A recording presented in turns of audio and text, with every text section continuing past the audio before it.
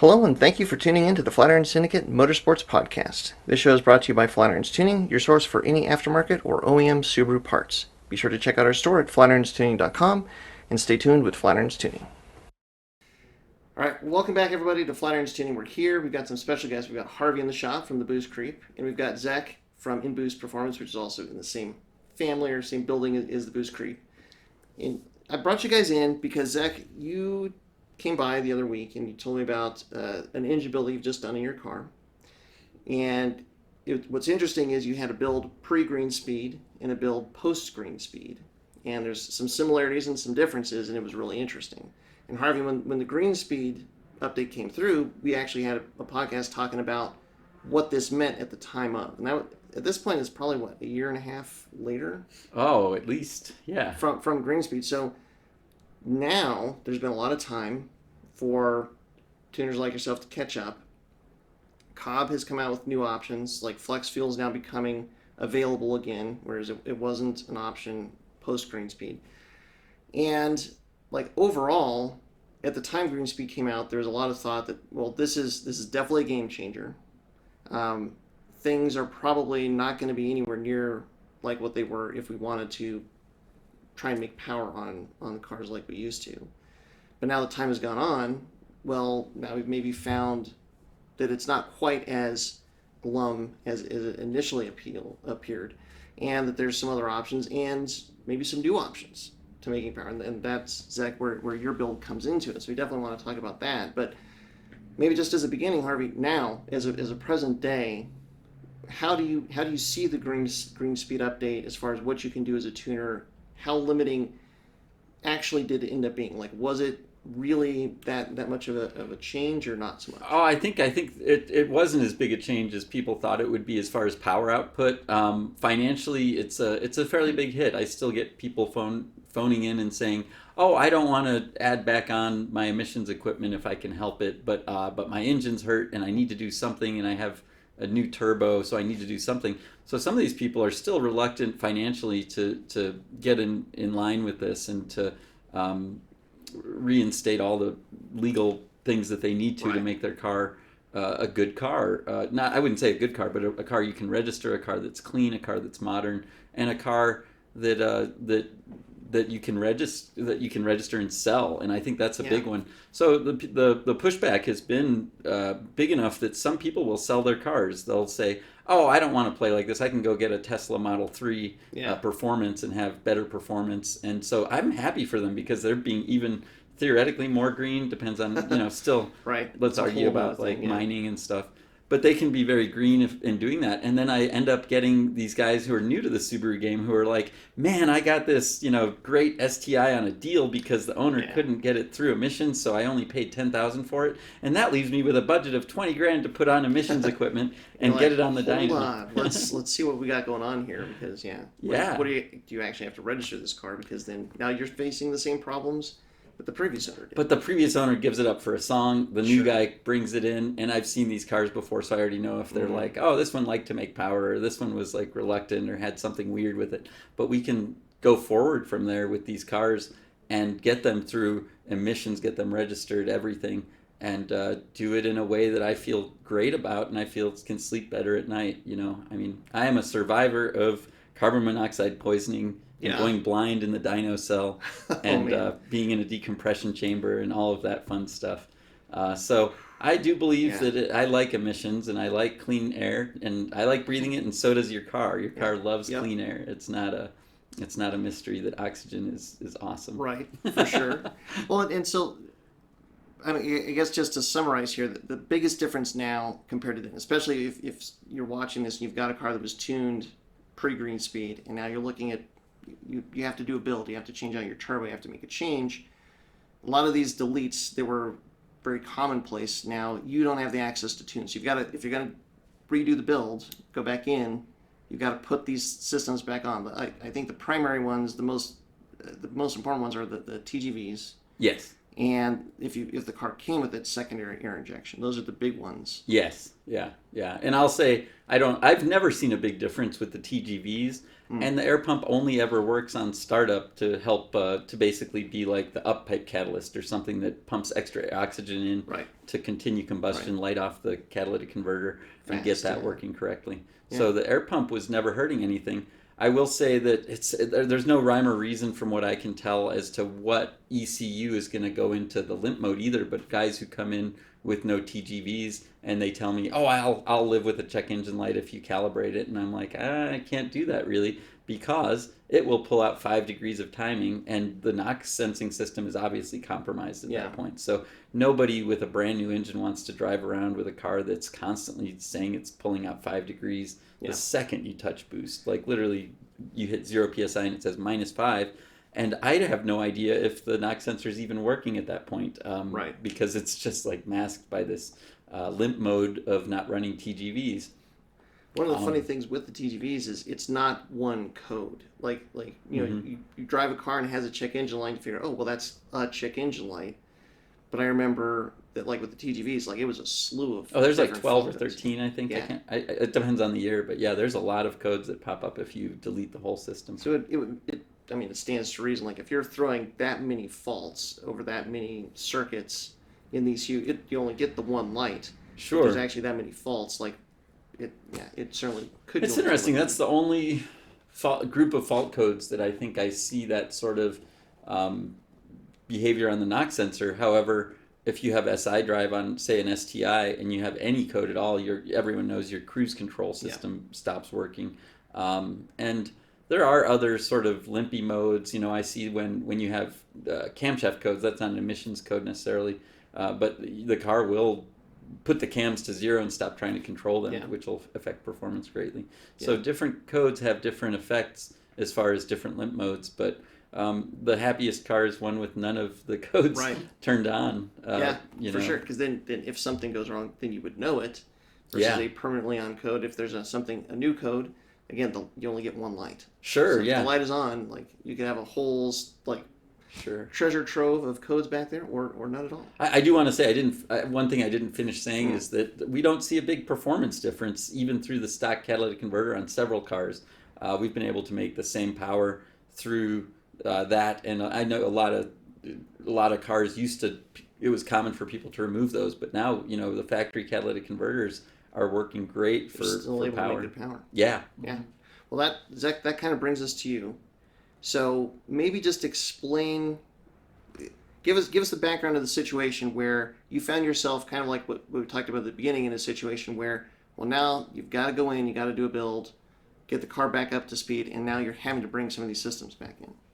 So my car started as a non-compliant car with a rather large turbo and a factory engine.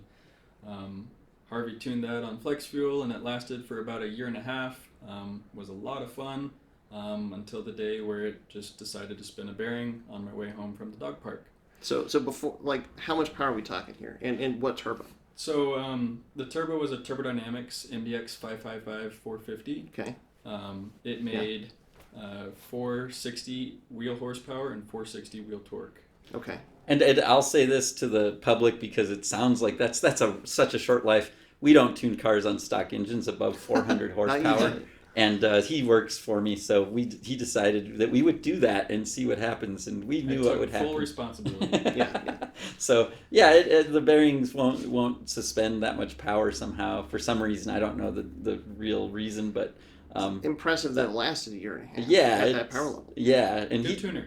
Yeah, and he would drive hard. I actually don't like going to lunch with him sometimes in that car because it's like I'm like, wait, people are going to see us in this. They know where you work, and I like being a good neighbor and keeping it on the track a little bit, or at least in a canyon when there's no houses and it's like no one's around. I make noise and I'm really conscientious. So let's say a fair amount of abuse for that 1.5 years. So and a fair amount of time spent at that 460 horsepower level. So you got there and you used it.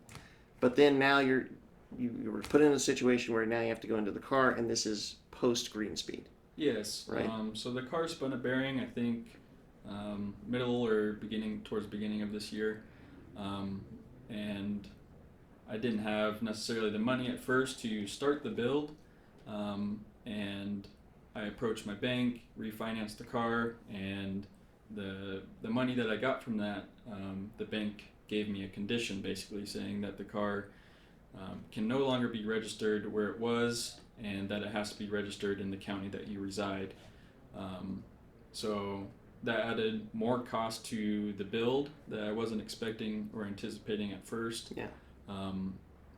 Putting those TGVs and air pump system back on your car is not cheap, as Harvey was saying. Yeah.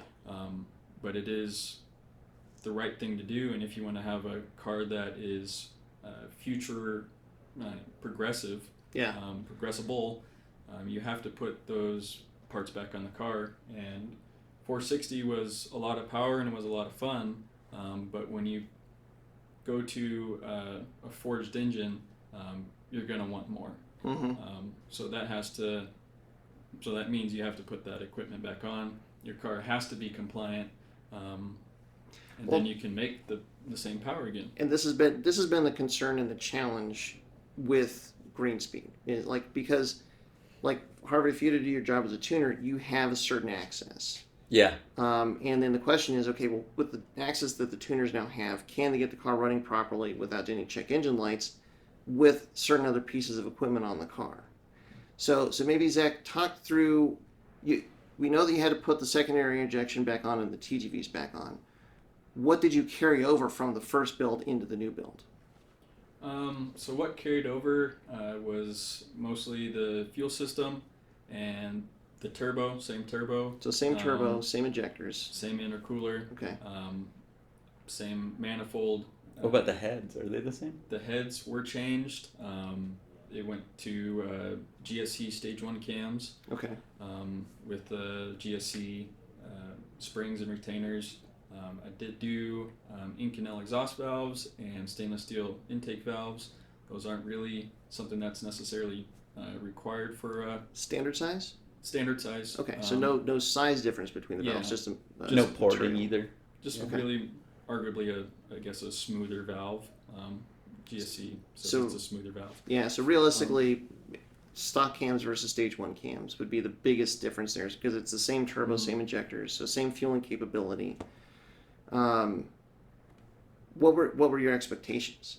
Did you feel like I was expecting to lose power, which I was okay with, because I knew putting a stronger engine in there would give me the ability to turn it up. But with that turbo, we really haven't seen it on any cars that have, I guess, a forged engine and are compliant. So we didn't know the capabilities of that turbo with this sort of setup, and it outperformed my expectations. Yeah, I'll say as the tuner too, I feel like we pushed it all the way the first time and this time to make essentially all it could. Another question I have for you though is how do you feel like the whole build would have changed if Cobb hadn't released the next gen flex fuel system? Because you were previously on a previous gen flex fuel system, so we could have put it back together and tuned it both for ethanol and gasoline. But I feel like the fact that came out might have had an influence on your decisions. That would be, that is a big part of it. I guess the main decider for the car and for the build was being compliant for my bank. Sure, because you had to get it registered where you live. You got to get through emissions. Yeah.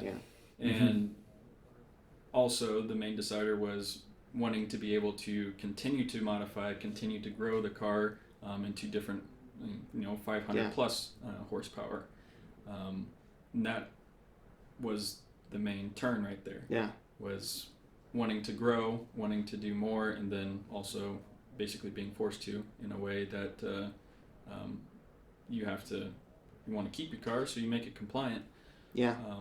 Well, and that's really, I think, when the Greenspeed change was initially announced, I mean, my thought was probably the same as, heck, maybe yours, Harvey, and a lot of people watching, was there's now a very low ceiling that has been put into place, and a lot of the stuff that you're the turbo and the injectors are things that I would have guessed would have been way over the ceiling for what the Greenspeed the access that the Greenspeed change gave you, Harvey, to tune the car, but obviously not the case. Yeah. So let's get to the numbers here. What was the difference? What did you see? So with the same boost and same timing, I think the car made about 20 horsepower, 20 wheel horsepower less. So it made about 440 at the wheels horsepower, and then I think it was about 40 foot-pounds of torque less. Okay. So a big difference in torque. But still not bad numbers. But no. Like definitely not a slouching car. Yeah. Was it 20 horsepower below 460, so like 440. 440. A lot of us would be real happy with that, with all the emission stuff still attached. So that's pretty fantastic. But then there's more to the story. Yep. And I wanted, after deciding to continue to go with the build, I wanted the same power from the same turbo. So that's when Harvey turned up the boost to 2 psi, then gave it a couple more degrees of timing, and we hit 460 again with the same turbo. Okay. But now the power band is pushed out with the cams. It's not as torquey as it was before. I still have lost some of my torque that was previously there, but with the power band now being smoother and flatter, about flat from 5,000 to 7,500. It's pretty flat. I think the car feels just as fast as it did before, and a lot more, I guess, enjoyable with a longer power band. Wow. So I mean that was the hook that got me. It's like, well, if you've got basically minimal changes, like really it's a set of cams in a built block versus a stock block from one to the next. But the return of all this emission stuff and the car is so similar, well, that's kind of exciting actually. How's the drivability? I mean, you said that it's a different power band. It's a little bit more top end, which maybe is like from the TGVs or the cams or the combination thereof, where it's just a little bit more top end. But is it? Drivability is about the same. Okay. It still spools. I would say full boost at the same 3,800 that it was before. Wow. It's just the power band's in a different place, and as far as drivability, the complications. Some complications are inherent with a forged engine, with letting it warm up, get to operating temperature before you drive it. Driving it longer distances, especially if you're running ethanol, things like that have stopped, I guess, the drivability portion. It's kind of cut back on it. But the car, as far as enjoyable and drivable, it's the same as it was before. That's interesting, the distinction, because we use drivability as a term for like the visceral feeling of how nice it is to drive during the act. Yeah. But what you're using it as is actually the consideration, which I think we agree on. When you have a built engine that's in its winter time and it takes forever to warm up, it's kind of like if you have a daily driver sitting in the corner that just you can hop in and go get to work, especially when you only live a few blocks from work. Right. It's just like that decision to take your ethanol powered car and start it and these days we know you're supposed to start driving it instead of letting it really heat up, or that's the theory. And so most people still warm them up. Don't do that, folks, in my opinion, but that's just my opinion. So anyway, the idea that you would take that and whether you warmed it up in your home or you drove it to work, to continue letting it warm up until all the condensation and all the byproduct of combustion and the blow-by, which is water and CO2, until all that water boils off. That affects drivability in a way that isn't the actual visceral drivability. It's more like the back of your head, like, do I really want to take my new built engine car 2 blocks every day? It starts to change how you use the car, right? That's the drivability. When you invest that money, you don't want to invest that money twice. Right. My favorite is the quote. It's owning a fast car is like a soccer game. You know the timer's running whenever your foot's on that pedal. Right. But you don't know when the ref's going to say game over. Or give you a red card. Yeah. Yep, it's true. Well, I mean, the advantage, well, let me say it a different way. Before the Greenspeed update, like if somebody came into your shop and said, I have a STI, I want to make 450 horsepower, probably you guys would have said, no problem. And there's like 6 different ways you could build the car. to do it, and you maybe have one or two that you like the best, and that's the one you're going to recommend. But you got options. You know that there's proven parts combinations that will reliably get to that target. It's just a matter of picking the one. But then when Greenspeed came out, what it felt like was, well, now there's no options. Like if you want that power, it felt like the options just were not there, or I mean, really what it felt like is just the options weren't there. Strangely, a lot of it was like large, like 3-inch inlet turbos that fit right by the old TGVs, where you would have to remove the TGVs to fit that stock location turbo there. So there's, I don't know, there's not many people doing it, but the strange thing is, I feel like a rotated turbo would fit with TGVs much easier than a lot of those people who call me even to this day and say, oh, I can't put it there because of this turbo. And I'm like, and sometimes I will say, they make a 2.4-inch cover for that turbo. All you have to do is put that on, and you can slide it next to the TGVs now. And some people have done that, and that's the way to go. Yeah.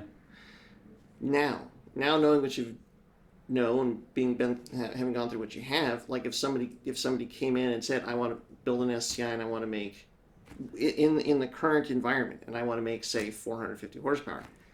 Do you feel like there's options now? Oh, yeah. Okay. There's tunable options now. Tunable options. And it's not necessarily that many less than before, I don't feel like. Yeah. It's approaching it in a different way. Yeah. And it's there's some limitations. Like you said, like a 3-inch inlet turbo is really, because you have to have the TGVs in place, that's no longer an option. There's a few differences. There's some similarities. One thing I would say is, to anybody watching that has to get through emissions can vary by state and by county. So make sure that you understand what you're required to do with the car. Like if you want to do this build and get it through, like there are some places where just having a bigger turbo on or bigger injectors, you might need like a CARB E.O number to be able to get through emissions. And unfortunately, probably in California, none of this is an option, or I hate to say it, but probably ever will be an option in California.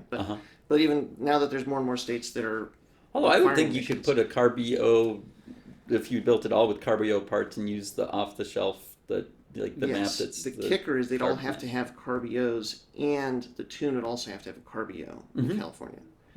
So that's where the Cobb stage packages that are tested and certified to get the E.O number. Oh, that's right. That's kind of the significance of those packages. Sure. And with Cobb going in and getting those certifications, that's something that the aftermarket didn't really have. They were able to kind of.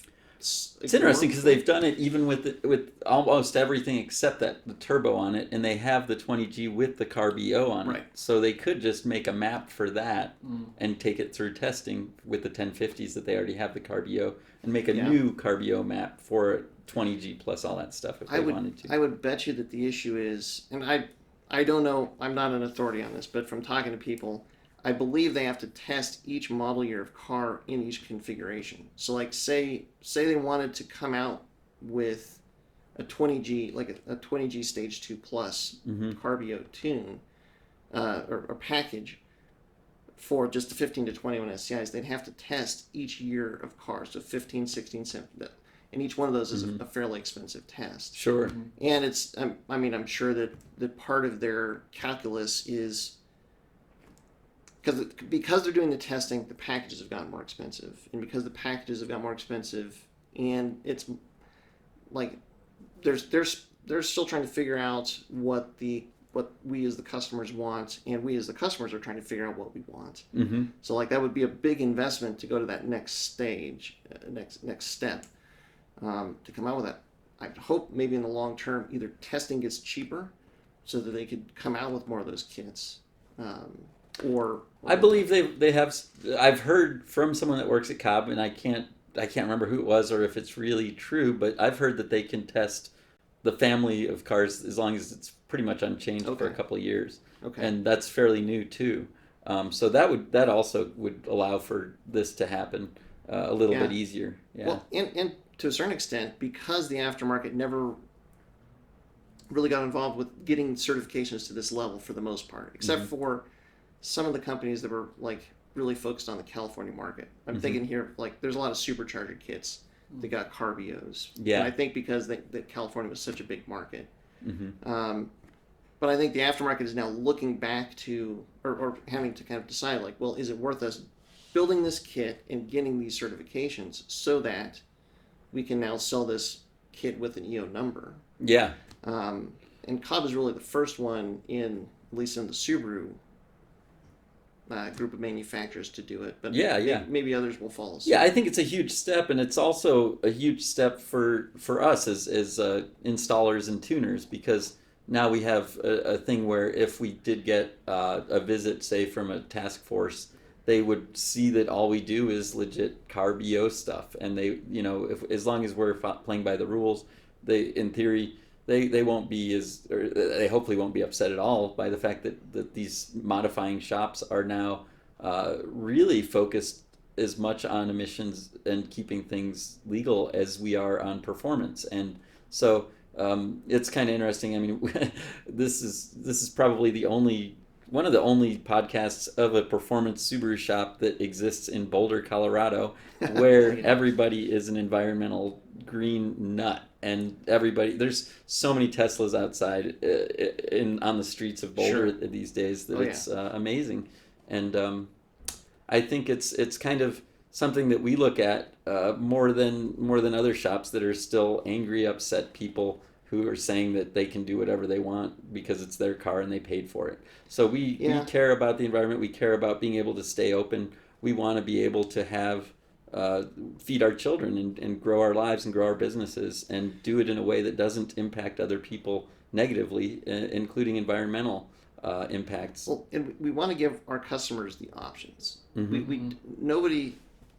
I don't like telling people that it can't be done, or that there's no way that I can recommend doing it, and I'm sure you guys don't like that either, because if you have an enthusiast that has a car and they love their car and they walk in the door and they're like, I really want to do this or go to this next level, it's not a fun position to be in, to be like, I'm sorry, there's just no options here. I actually had to turn away an R32 Skyline that was beautiful this weekend because the guy said he just moved from Washington State, and he's like, I could find tuners there. I just bought the car and it's nice. And he was like, and then he got to the fact that it had no catalytic converter installed, and I said, even though it's from Japan, I'm sure I would get in trouble for having your car even near my shop, so you can't bring your car to me until you do this. And I gave him options for how he could repair that or get that fixed in a way that wouldn't get me in trouble. And he was still saying no. But the cool thing about that, too, is I now know I'm friends with, all the shops around here are pretty good friends. So I know that everyone else is probably going to turn him away instantly as well. So I think I'll get him back soon. And from an enthusiast standpoint, I think that what we kind of have to be open to or kind of realize is that we're probably never going to revert and go back to the way things were. And so really it's kind of trying to work with the way things are and find new options, like what we're talking about today, like the fact that, okay, there's a different path. It's not the same path. There's some similarities, but there's some differences, but it kind of gets you to where you're going just in a different route. I was thinking about the Porsche synthetic fuel and stuff like that. It's becoming cheaper and cheaper, like all things when they develop it. And then it's made completely environmentally somehow, and it's synthetic. With renewable electricity, If they can do that, I'm sure they can design it with whatever octane they feel like designing it. So some of these new ways of doing things might give us the ability to just go higher than we've ever gone. And what it is we as an enthusiast group have to realize, well, things have changed, but we just have to be flexible to like give the aftermarket time to catch up and give everybody a chance to kind of figure out what it is. I mean, one of the coolest things about the automotive aftermarket is that you have pretty much every single person that I've talked to, like at a company like Cobb or something like that, is very excited and passionate about what they're doing. And they're also really smart and determined people. And so like to a certain extent, like the situation that we're in now, where, okay, well, you have to have these systems on the car, they all have to be functioning. and they have, there's all these other rules for if you want to be compliant, and then try and find a way to make power.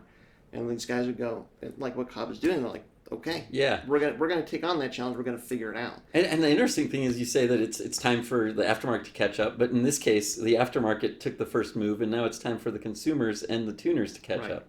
And I feel like Cobb, maybe they didn't give the consumer the fair warning because they all the things they were doing previous, they didn't realize was, I don't know if they didn't realize it was a big issue, but the enforcement definitely came on.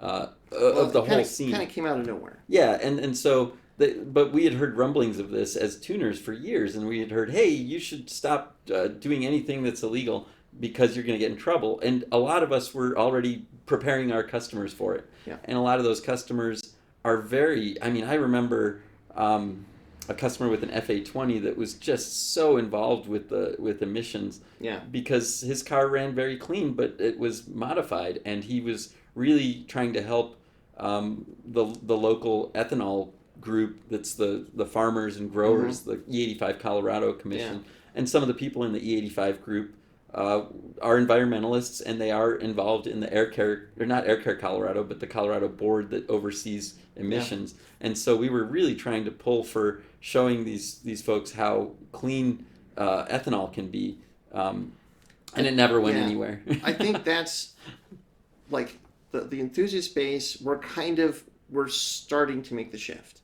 and whatever you think about the Greenspeed update, and I can see reasons to be on both sides of it, but the positive, if I can draw a positive from it all, is that it took away the ability to kick the can down the road. Like at some point we're going to have to make a change. At some point we're probably going to have to figure something out. It took away the at some point. The at some point is now. But now here we are a little over a year later, and now things are happening. Things are being figured out. We're trying new things. We're finding these new paths to get to where we were going before. Yeah. Flex fuel is out again. Flex fuel's out again. Yeah, Flex and I mean, his car, we rushed to the dyno as flex fuel was ending, the original flex fuel, because we knew that we were losing the ability to tune flex fuel. It wasn't necessarily the ability to turn off codes at that time, but then here we are a year and a half later, new engine, and within that time, we literally got new flex fuel. So it didn't even take very long. Yeah, and it's not an insignificant achievement from them, because it's a completely different wiring, it's a completely different control logic that allows it to be controlled with this new compliance system. Yeah, the idea that you're using one wire to read both the original signal and this new added on custom code is pretty amazing. That's wild.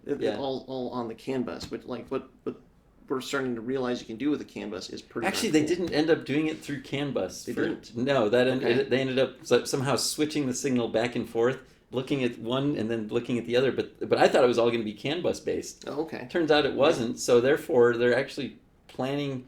The rumor, I won't say that I've heard it officially, but the rumor is that it will be coming all the way back to 05 STIs eventually. Wow. Which aren't CAN bus cars. So it uses the same technology as the 21 STI for this, because they ended up not going CAN bus for this system. Okay. Well, I mean, and that in and of itself is a huge accomplishment. Yeah. I mean, it's they know that we as enthusiasts want it. They're finding the way to bring it to us, bring it back to us, make it available again.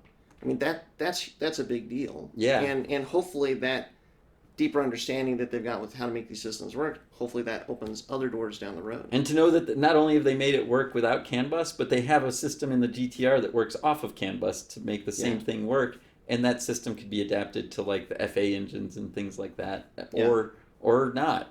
There's more than one way to skin the cat at this point, and I think that's really neat to see that it's not like we're locked into one method for not affecting the factory emissions code. Yeah. I mean, there's a bunch of positives, I think, that have now come out in this time. And it's bringing options back to the enthusiast base. And then we as enthusiasts, we win. I mean, it's kind of our reward for being patient.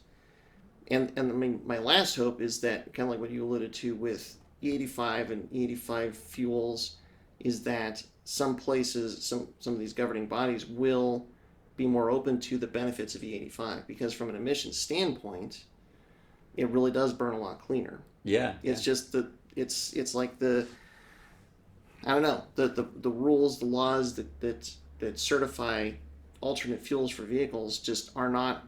It's like they weren't prepared for the fact that somebody would like buy a car that is designed to run on gasoline and say, I don't want to run on that. I want to run on this stuff that you squeeze out of corn, or other alternate fuels. But there's a benefit to it, and I think if we as enthusiasts can get them to open up the door to letting us use that fuel that's beneficial, then even more doors would open. I don't know. I don't know how likely that is to happen, but it'd sure be nice. Yeah, yeah. Yeah, and that's, with that, not just doors opening, but the doors not being afraid to be in your own door. When people come by and they see that you're doing the right thing, it feels good. And I'll go back to that over and over, because I really do like that here we have a company that didn't just close down like a lot of diesel tuning companies. Right. But they embraced it, and they took the first step even faster than their tuners or their public, and they faced the backlash. But I think essentially their hands were tied to do that, but they definitely could have cut and run like a lot of companies did. And the thing of it is that I think what we have to remember, or let ourselves, or remind ourselves of from time to time, is that a business is a business. It's got an address. There's a brick and mortar location. And like, if you want to continue doing business, the way that you have to do that for the long term is you have to basically know the rules of the road, and follow the rules of the road. And the other aspect of that is customers can't tell you how to run your business. And I get that all the time, where customers will come in and say, well, you should just do this for me, or you should figure it out. They think that a tuner is like some sort of coder, and I can go in the background and do things that are illegal. And I'm like, my hands are tied too. So it's nice that I don't have that ability to sort of say, no, it's just my moral judgment. It's nice to say, hey, it is my moral judgment, but it's also impossible to do what you ask, and we have to do things correctly. And then they go to the other shops where really this is the best option for tuning these cars, and then they come back and they say, oh, you're right, nobody will do this for me. So I guess I'm an environmentalist too by force now. But once they see how well the cars run, and that they didn't lose anything except a couple dollars to sort of make the car the way that it should have been, they are okay with it. And that's what I think is the most significant about this story. And I'm guessing at this point there's other cars that you've worked on that have similar results, where we're now following the framework, we're being compliant, but we're still getting good results. It feels like a choice is being taken away, because like at the initial onset it seemed like this wasn't going to be an option.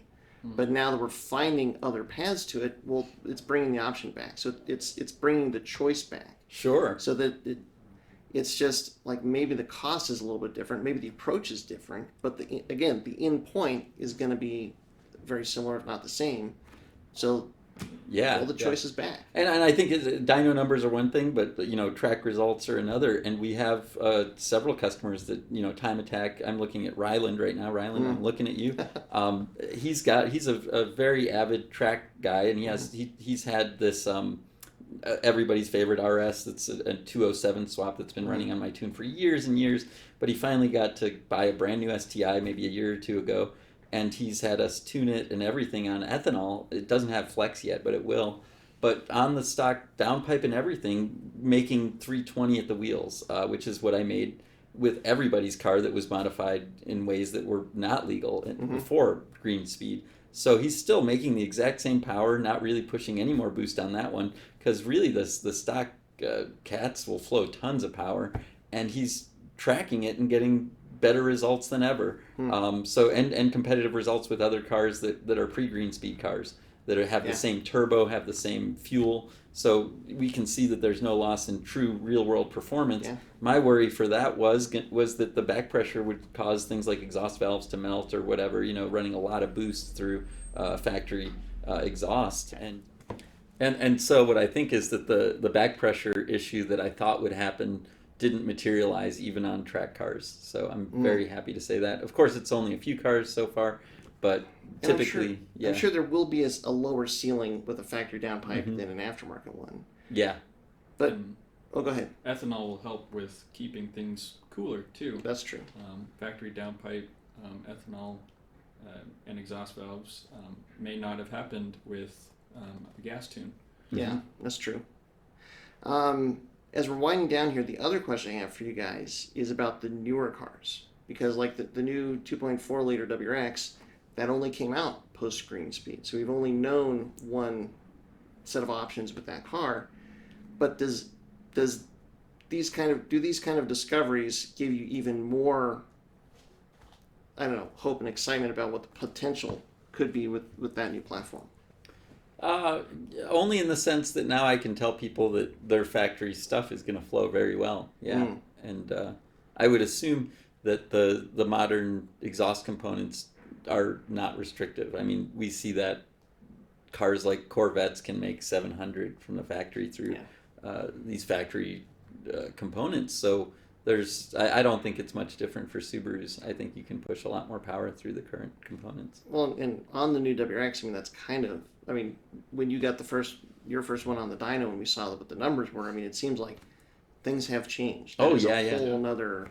You know, I will say I see something strange where I still see a lot of people getting E85 E-tunes on the Facebook groups for the FA24 WRX, and I have tested two where people came in insisting that it's possible because people are doing it around the country, and the fuel pressure just dropped like a rock. Oh. I was able to do E50 successfully, but on E85 it wouldn't support it. But you couldn't even. It's similar to the FA20, I'd say.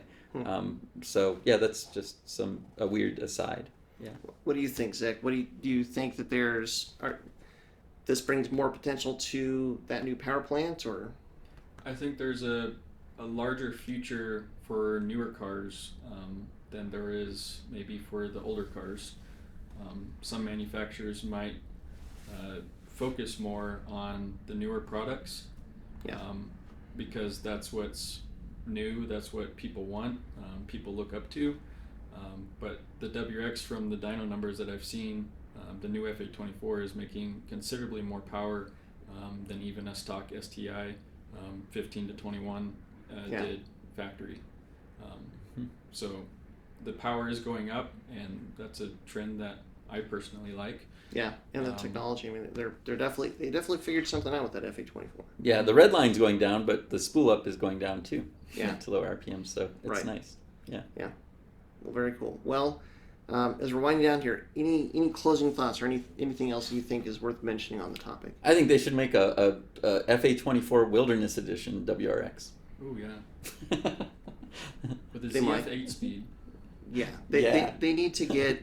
Subaru has a CVT problem, and they need to get over that CVT problem. Yep. We actually have a 12-step group here to get off of CVT. So Subaru, if you're in the area, come on by. I'll tell you when the meetings are.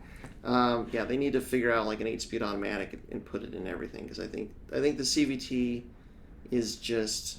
I get why they're doing it, but they got to look at other options. Or it's a like dual clutch. Dual clutch is so expensive and stuff. But yeah, an 8-speed automatic, I'd settle for that. Minimize cost of production, maybe. Especially on an off-roader, like a Wilderness. Yeah, for sure. Like an 8-speed automatic and a Wilderness Edition. I mean, that would kind of be. But if they could put like a transfer case in it, and so it had an actual low range, it'd be amazing. Oh yeah. I think they need to do because Harvey, you have a Baja. I don't know if everybody knows that, but you have a Baja. Mm-hmm. There's talk about them bringing the Baja back. Oh wow, real talk, not just renderings that people post every day. Everything that I've seen a couple more or less reputable news outlets say that it's either going to be a Baja or a Brat. I saw one place that actually said they were doing both, 2 doors and then 4 doors, but it's a Braha. A Braha, yeah. But I don't know. Or a Broha, or Bruhaha. Yeah, Bruhaha. It's all speculation. I mean, nobody will know for sure until it actually comes out. But like. What would you think of a Baja with a 2.4 DIT in it? Wow, that would be great. Yeah. And a ZF 8-speed automatic transmission. With a low range. With a low range. Yeah. I think that would crush. Yeah. I think it would also put it in a class above where it's kind of aimed at. Yeah. Subaru Outback Wilderness is aimed at RAV4s, Ford Escapes, Honda Pilots, things in that class that aren't typically purpose-built off-roaders, but more of you want to take your family camping down a dirt road, but then drive it to work the next day, and get decent mileage at the same time. And decent mileage at the same time. Yeah, this is this is a discussion that we've had a little like here and there in the back, is they really need to, instead of just focusing on the efficiency, they need to make an actually off-road capable vehicle. Not that the Outback Wilderness or the Crosstrek Wilderness aren't like capable, but they're not really. They can do some things, but they're not really designed to be really capable off-road. Yeah. And I think if Subaru built like let's call it a Baja that was designed to like compete with a 4Runner, say, like be as capable as a 4Runner, that would be really interesting. Would you require that it has a full ladder frame in your mind? Yes. I would too. Yeah. Even my own Baja, the idea of twisting or actually crawling with it. I do have a low range in it that I had Zach build me. Yeah. But the idea of crawling that unibody is just, it makes me cringe. That's the one problem. It's my camping car. Yeah, you can go to trails and stuff like that, but in terms of like going over obstacles and the force that you can run into if you just hit a decent sized obstacle, that force is going to get translated into the unibody of the car, and it's just not really designed. And we already get mad when you put the jack points in the wrong spot and you bend the pinch weld sideways. Imagine that times a million with some big boulder. It's just, it's not for that. No. I think Subaru. I think there's a lot of people that want them. If anybody is listening here at the end and you want to see this, let us know in the comments. I think it would be interesting. I think Subaru has a lot of stuff in their catalog that would fit perfectly for that. I don't know why they haven't done it already. Yeah. It doesn't make any sense. Right now, I mean, what's the competition? It's the Santa Fe from Hyundai, and then which is the not Maverick. really off-road capable. Yeah, and the Maverick. The Maverick's pretty. You can get Maverick 4-wheel or all-wheel drive, I think. Yeah, the Santa Fe's only front-wheel drive, I believe. On the Ridgeline as well. I thought the Santa Fe was available. Oh, really? That'd be so. nice. Could be wrong. But yeah, the Maverick is going to be interesting. That would be a very capable target. Yeah, and Ford, you should make a Maverick Raptor. I thought they were doing that, aren't they? I haven't seen it. I've seen the Ranger Raptor. That's my dream car right now. Yeah. And honestly, the fact that the Ranger Raptor is the same, I hear it's the same exact drivetrain as the Bronco Raptor, and yet the Bronco is like $70,000 and the Ranger Raptor is like $50,000. Yeah. So you're saving $20,000 just by choosing a more usable body. Smaller. Yeah. It's not called a Bronco. No, it has a bed though, and it's still 4 doors too. Right. Yeah. Can be used. Yeah. All right. Well, very cool. Well, thanks guys for coming down. Thanks for the conversation. So Harvey from the Boostcreep, Zek from InBoost Performance, all under the same building. You can talk to both of these guys there. And thanks to you guys at home for watching. Thanks for your support as always. And until next time, stay tuned to Flatirons Tuning. Thanks everyone for tuning in to the Flatirons Syndicate Motorsports Podcast. Once again, we'd like to let you know that your support is what makes this show possible. Be sure to check out our online store at flatirons.com for any of your aftermarket or OEM Subaru parts needs. And as always, stay tuned with Flatirons Tuning.